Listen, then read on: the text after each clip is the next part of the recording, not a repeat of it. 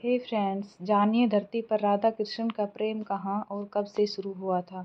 कृष्ण की शाश्वत जीवन संगिनी राधा कृष्ण के अलौकिक प्रेम को तो सभी जानते हैं। यह उनके प्रेम की ही पराकाष्ठा है कि चोट कान्हा को लगे तो पीड़ा राधा को होती है।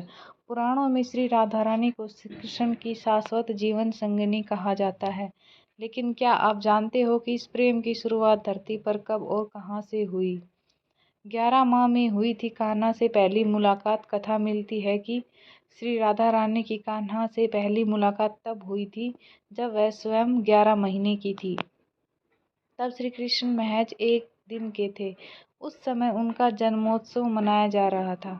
कहा जाता है कि उस समय राधा जी अपनी माँ कीर्ति के साथ नंदगांव आई थी। तब वह अपनी माता की गोद में थी और कन्हैया पालने में। तो ऐसे राधा जी की गोद में पहुंच गए कान्हा। गर्ग संहिता में उल्लेख मिलता है कि जन्मोत्सव के बाद कान्हा दूसरी बार राधा जी से तब मिले जब वह अपने पिता नंद बाबा के बांडीर वन से गुजर रहे थे।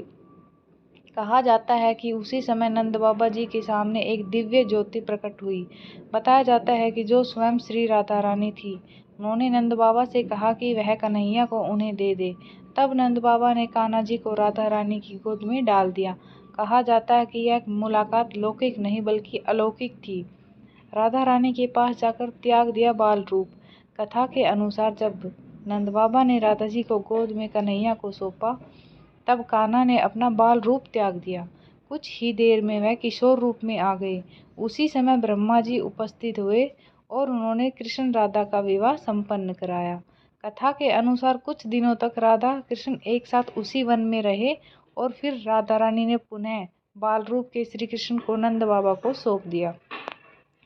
तो यहाँ से शुरू हुई थी कन्हैया की प्रेम कहानी। कहा जाता है कि वन की मुलाकात के बाद राधा जी और कान्हा संकेत नाम की जगह पर हुई थी। यह स्थान नंदगांव और बरसाना, जो कि राधा जी की जन्मस्थली थी, उसी के बीच में है। यह एक छोटा सा गांव है। मान्यता है कि इसी स्थान पर मुरलीधर और राधा की अद्भुत प्रेम कहानी शुरू हुई थी। बता दें कि हर साल भाद्र शुक्ल अष्टमी से चतुर्दशी तिथि तक संकेत गांव में राधा कृष्ण के प्रेम को याद किया जाता है। उनकी याद में उत्सव का आयोजन किया जाता है। Thank you.